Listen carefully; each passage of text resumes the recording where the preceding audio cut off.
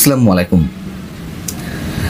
অন্তর্বর্তীকালীন সরকারের গত 7.5 মাস ধরে তাদের নানান ধরনের কর্মকাণ্ডে মানুষের কাছে এটুকু স্পষ্ট হচ্ছিল কিংবা নানান ধরনের গুরুতর অভিযোগ উঠছিল। ৭১-এর ইতিহাসকে মুছে দিতে সরকারের সব ধরনের আয়োজন চলছিল। ডক্টর মোহাম্মদ ইউনূস রিসেট বাটনের যে কথা উচ্চারণ করেছিলেন তা নিয়ে নানান ধরনের গবেষণা চলেছে, বিশ্লেষণ চলেছে। এখন আর কোনো ধরনের ইঙ্গিত বা বিশ্লেষণের প্রয়োজন নেই। খোদ সরকারের উপদেষ্টারা সরাসরি বলছেন তাদের কাছে ৭১-এর চেয়ে সম্ভবত ২৪-এর চেতনায় বড়।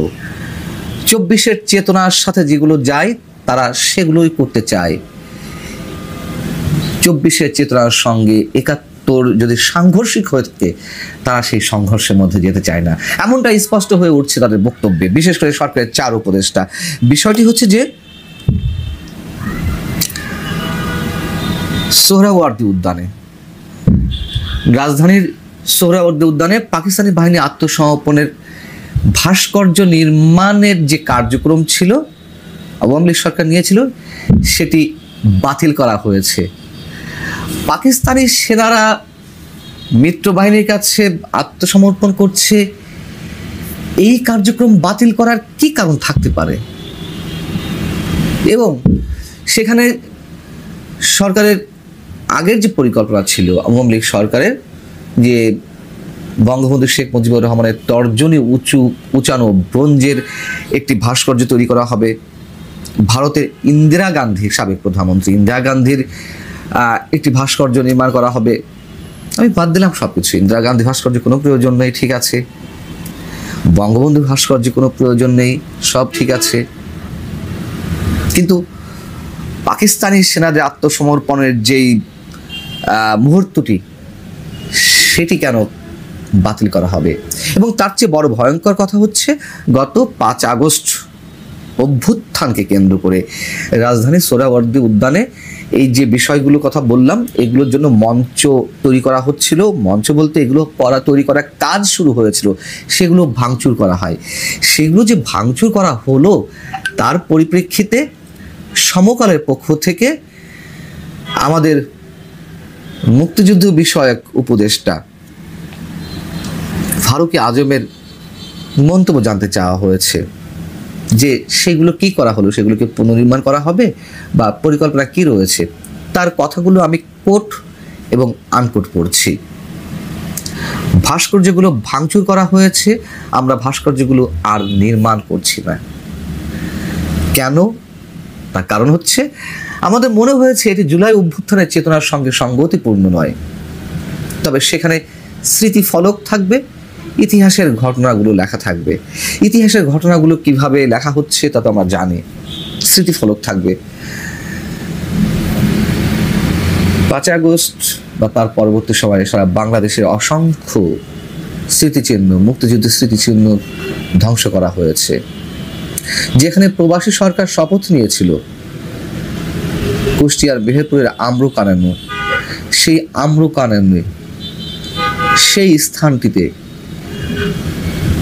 প্রবাসী সরকার শপথের যে ভাস্কর্যগুলো ছিল, রাজধানীর ঢাকার সোহরাওয়ার্দী উদ্যানে পাকিস্তানি সেনাবাহিনীর আত্মসমর্পণের যে মুহূর্তটি সেখানে তুলে ধরার একটা প্রকল্প ছিল, সেই জিনিসটি মেহেরপুরের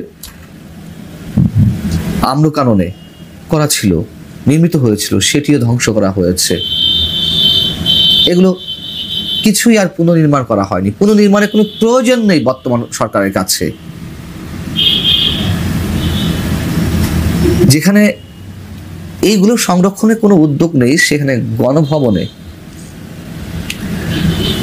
২৪-এর চেতনা ধরে রাখতে ২৪-এর জাদুঘর নির্মাণের উদ্যোগ নেওয়া হয়।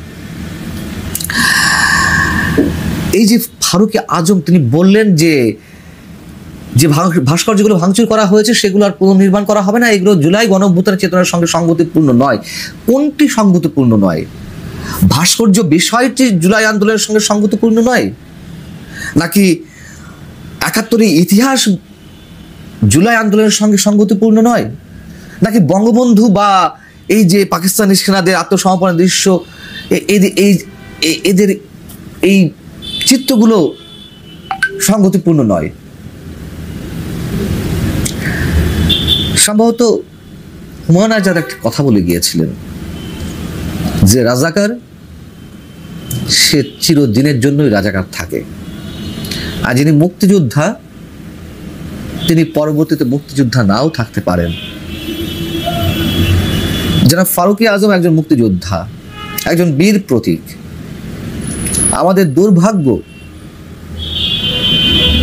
দুর্ভাগ্য একজন বীর প্রতীকের মুখ থেকে এই ধরনের নির্লজ্জ বক্তব্য শুনতে হচ্ছে। 24-এর চেতনার সাথে সাংঘর্ষিক এগুলো। আমরা কোথায় আছে বোঝা যাচ্ছে।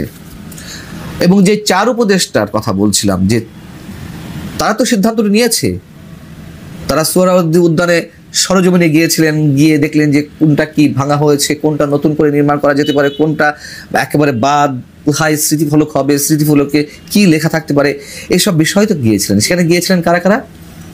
সেখানে গিয়েছিলেন শিল্প উপদেষ্টা আদিলুর রহমান খান, অধিকারের যিনি অধিকর্তা, গিয়েছিলেন সৈয়দা রেজওয়ানা হাসান, বন পরিবেশ বিষয়ক উপদেষ্টা, গিয়েছিলেন স্বরাষ্ট্র উপদেষ্টা লেফটেন্যান্ট জেনারেল অবসরপ্রাপ্ত জাহাঙ্গীর আলম।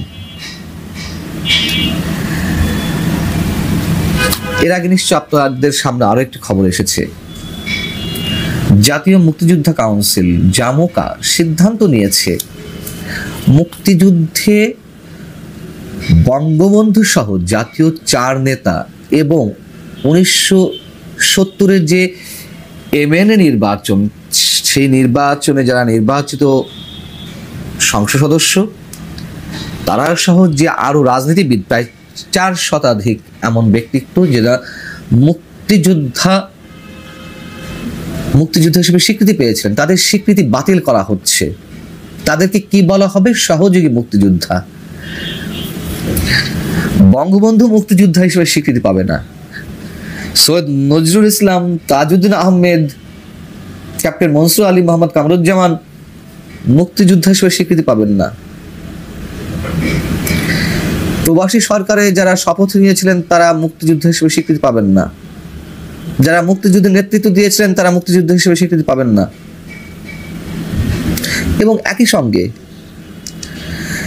রেডিও সহ বাংলাদেশ বেতার থেকে বা পূর্ব পাকিস্তান রেডিও, সেখানে যেসব শিল্পী ছিলেন আপনারা দেখেছেন, তারেক মাসুদের যে নির্মিত ডকুমেন্টারি, যে শিল্পীরা, মুক্তির গানের শিল্পীরা ভয়ঙ্কর যুদ্ধাবস্থার মধ্যে দিয়েও মুক্তিযুদ্ধদের উজ্জীবিত করতে ট্রাকে করে করে গান গেয়ে বেড়াচ্ছেন, তারাও মুক্তিযোদ্ধা হিসেবে স্বীকৃতি পেয়েছিলেন। এবং তাদের অন্যতম শারমিন মুর্শিদ এই উপদেষ্টা পরিষদে রয়েছেন,